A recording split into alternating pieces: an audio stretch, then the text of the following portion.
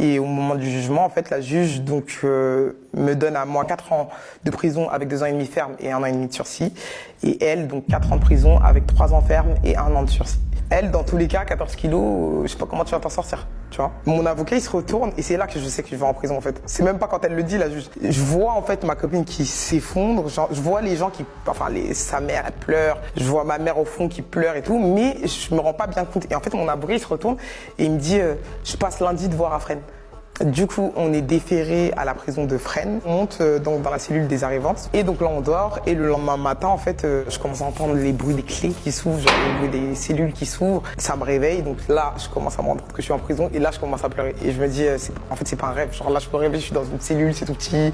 Le lit, il est tout petit. J'ai regardé comme ça par le grillage. Et en fait, je me suis dit, mais je vais jamais tenir plus de une journée. En fait, j'ai vu toutes les filles qui étaient là et tout. Et je me suis dit, mais il n'y a pas de joie dans cet endroit-là. Quand je vais voir ma SPIP, elle m'explique qu'en fait, moi, je suis grosse peine et que je pourrais pas rester à Fresnes. Moi, dans ma tête, je me dis, je vais pas faire plus de 4 mois. Je remplis le dossier et tout, mais je la prends pas au sérieux. En prison, le quotidien, c'est toujours le même.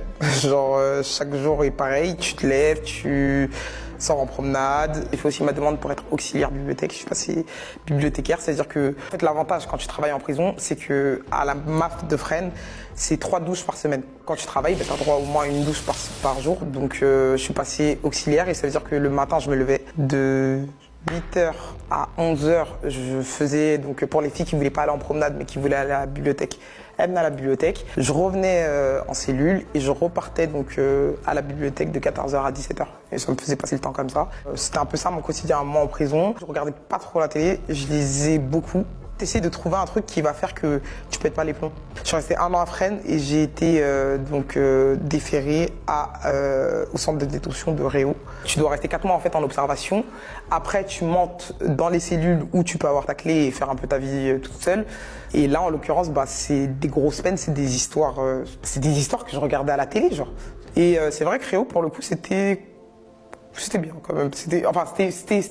C'est bizarre ce que je dis, mais quand je dis c'était bien, c'est dans la catégorie carcérale.